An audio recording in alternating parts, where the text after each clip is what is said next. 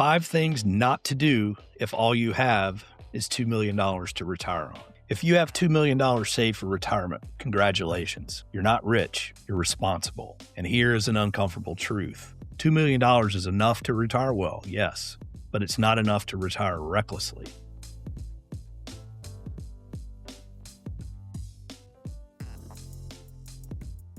My name is Buddy McNeese. I've been a financial advisor on St. Simon's Island for over 30 years. Today, we're going to be walking through 5 mistakes that can quietly erode a $2 million retirement, and we'll explain the technical pieces in plain English. Number 1, don't spend like it's $2 million of income. $2 million is not income, it's capital, and that capital must be deployed carefully for income. Basically, it becomes your boss, and you want to be able to go to your boss every year and continue to get a paycheck and even a raise. Using a 4% withdrawal framework, $2 million produces about $80,000 a year.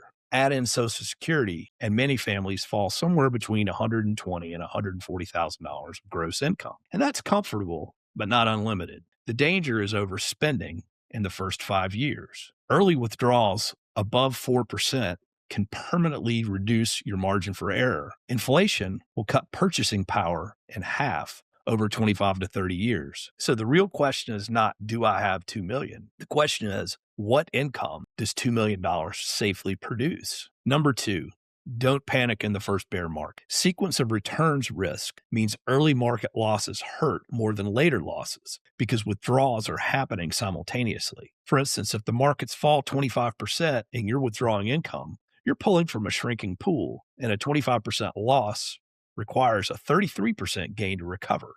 A structured plan should include 1 to 3 years of cash reserves, intermediate assets for stability, and growth assets for inflation protection. If your retirement plan only works in good markets, it just doesn't work. Number 3, don't ignore taxes. RMDs, or required minimum distributions, begin between the ages of 73 and 75 for traditional IRA accounts. These withdrawals are taxable and mandatory. IRMAA, which is income-related monthly adjustment amount, increases Medicare premiums when income exceeds certain thresholds, and it's based on your income from the previous 2 years. So a large IRA withdrawal or Roth conversion can increase future Medicare costs if not modeled properly. The widow's penalty. The widow's penalty occurs when one spouse passes and the surviving spouse files single, often moving into a higher tax bracket with the same income. So tax diversification matters. Your tax-deferred accounts, your tax-free accounts, and your taxable brokerage accounts. And retirement's not about avoiding taxes.